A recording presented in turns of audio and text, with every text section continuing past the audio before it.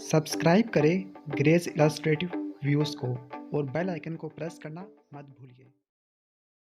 अच्छा, इसका portion number 3 है हाल मार्कर्स ऑफ कैंसर। ठीक है, तो आप नीचे देखिएगा पॉइंट्स लिखने 6, ये हाल मार्कर्स ऑफ कैंसर हैं। ठीक है, लेकिन जो पेपर में सवाल आता है जो निश्तर वाले बनाते हैं सुभान अल्लाह, ठीक है, वो कहते हैं 7 या 8 लिखो, 6 से हमारा पेट नहीं भरता। ठीक है, तो इसमें 2 पॉइंट्स मजीद ऐड करें, इवेन ऑफ इम्यून सिस्टम और रिप्रोग्रामिंग ऑफ एनर्जी मेटाबॉलिज्म। ठीक है, ये 2 पॉइंट्स मजीद ऐड कर दें इसके अंदर, ये आपके 8 बन जाएंगे। वैसे 6 हूँ काफ़ी हैं, पेपर में अगर आ गए तो ये लिख देना। ठीक है, फिर ये करने के बाद आप उठाएंगे Pathoma. Pathoma page number 26, table number 3.3, important oncogenes and associated tumours. ठीक है, इनमें जो मैं आपको जिस चीज़ पे आपने फोकस करना है वो ये है कि ना मैकेनिज़म्स पे फोकस करना है। ठीक है, ग्रोथ फैक्टर वाले कौन से जीन्स हैं जो ग्रोथ फैक्टर के तौर पर काम करते हैं। ठीक है, और आगे जो है सारा सिग्नल ट्रांसडक्शन पाथवे उसको कैरी ऑन रखते हैं। कौन से हैं जो ग्रोथ फैक्टर रिसेप्टर्स पे म्यूटेशन कॉज करते हैं और फिर आगे कैंसर कॉज करते हैं। कौन से हैं जो सिग्नल ट्रांसड्यूसर्स में आपको वो करते हैं म्यूटेशन कॉज करके। फिर न्यूक्लियर रेगुलेटर्स हैं, फिर सेल साइकिल रेगुलेटर्स हैं। ठीक है, कि कौन से हैं जो इन स्टेप्स पे आपको ये पता चल जाएगा। आप के लिए ना जब आप ये याद कर लेंगे ना, जीन्स के नाम भी याद हो जाएंगे, दूसरा आपको इनके मैकेनिज्म ऑफ एक्शन में ज़रा आसानी हो जाएगी कि आपको पता चलेगा कि ये इस स्टेप पे आके कैंसर मतलब इस स्टेप की डिसरेगुलेशन करने की वजह से आगे कैंसर कॉज करते हैं, म्यूटेशन मतलब वो होती है। ठीक है ना, तो ये यहाँ से जीन्स के नाम और ये याद करने के बाद फिर आप आएंगे पेज नंबर 179 के ऊपर। यहाँ 179 के ऊपर आप पढ़ेंगे रास प्रोटीन। रास प्रोटीन एक अहम टॉपिक है। ठीक है, इसका फिगर भी अहम है और बेसिकली ये खुद भी एक अहम टॉपिक है। अब अहम किस लिहाज से है, इस इन जीन्स में से आना क्या होता है। इन जीन में से बेसिकली आना ये होता है कि इनके मैकेनिज्म ऑफ एक्शन लिखें, नथिंग एल्स। ठीक है ना, तो आपके लिए बहुत ही ज़्यादा आसान काम ये हो जाएगा कि आप इन जीन्स का mechanism of action flow chart की सूरत में अपने नोट्स में लिखें।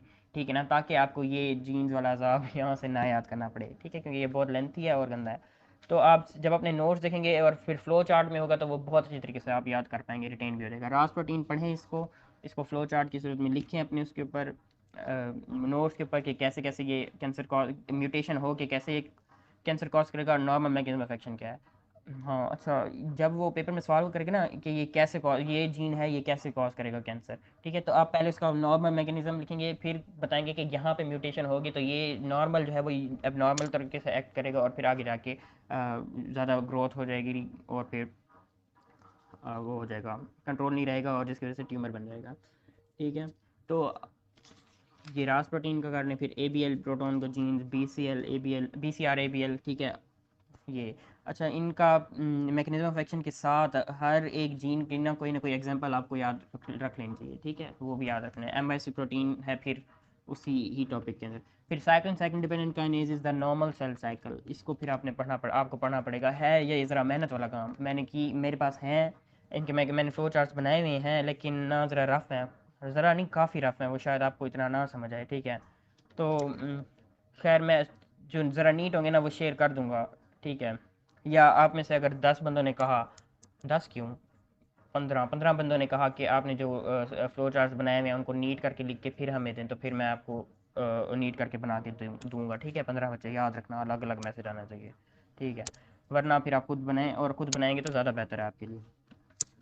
अच्छा, फिर उसके बाद सी डी की ये सेकंड डिपेंडेंट काइने ये इसको सारा आपने करना है याद। ठीक है ना, याद करके फ्लो चार्ट बना के मैकेनिज्म ऑफ एक्शन वहाँ से। अच्छा, फिर उसके बाद ये एक यूनिवर्सिटी क्वेश्चन है, alternation in cell cycle control protein in cancer cell. Next page पर, पेज नंबर 182 के ऊपर। ठीक है, ये यूनिवर्सिटी क्वेश्चन है, तो इसकी एक मैंने बनाई हुई थी बड़ी अच्छी क्या नाम है इसका, निमोनिक। देखा, अब ये निमोनिक लाजा इसके ऊपर मैं अड़ गया हूँ यार, मैं बहुत पजल हुआ हूँ, sorry.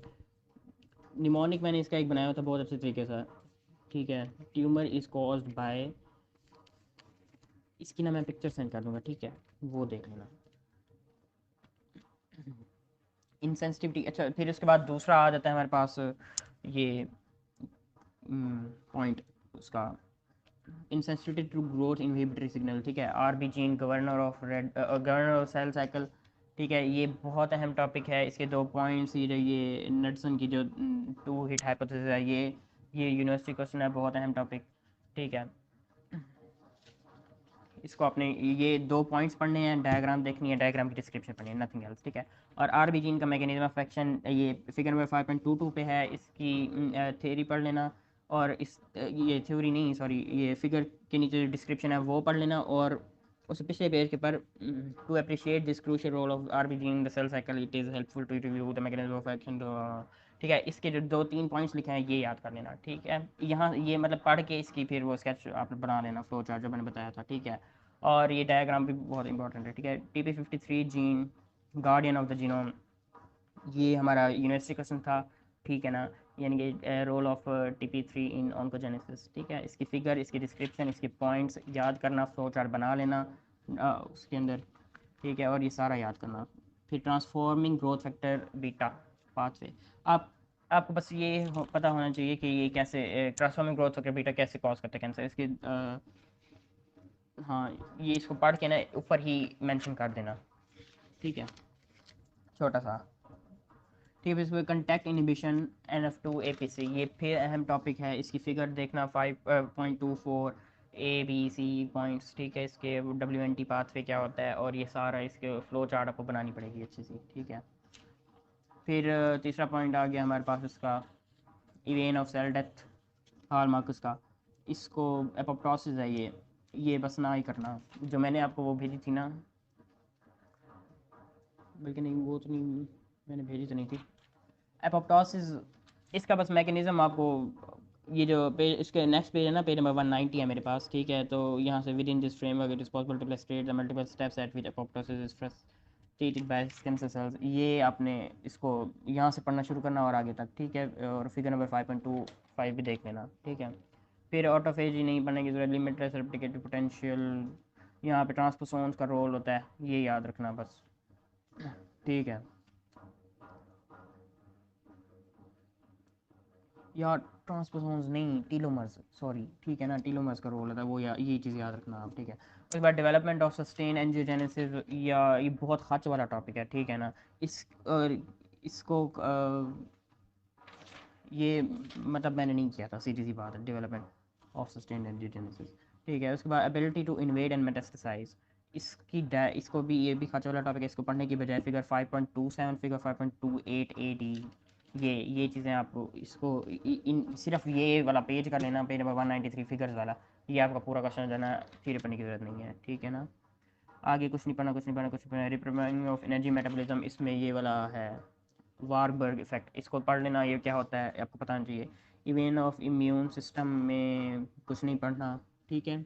Genomic instability as enabler of malignancy, ठीक है ना, कि ये अच्छी चीज़ है। इसमें ये होता है कि ना कैंसर किस तरीके से कॉज होता है, जैसे आप पीछे हम पढ़े हैं ना, इसकी 3 कॉजेज कैंसर की, डिलीशन, म्यूटेशन और एम्प्लीफिकेशन, बैलेंस ट्रांसलोकेशन, ये उसी चीज़ के बारे में थोड़ी सी बात की हुई है कि ना genomic instability as enabler of malignancy तब होगी जब कोई जीनोमिक इंस्टेबिलिटी प्रोड्यूस होगी।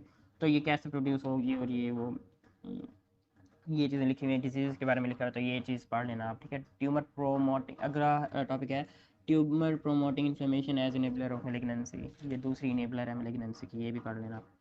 Multi step carcinogenesis and cancer progression, ये है आपका वाइवा का क्वेश्चन है, ठीक है ना, लेकिन अभी आप इसको ना ही पढ़ेंगे बेहतर है, ठीक है। यहाँ तक आपका जीन्स वाला टॉपिक कवर हो गया, बाकी जीन्स के फ्लो चार्ट्स बनाएंगे, जितना ज़्यादा नोट्स बनाएंगे उतनी ज़्यादा आपके लिए आसानी होगी, उतनी ज़्यादा ये वाला चैप्टर जो है आपका कवर हो जाएगा।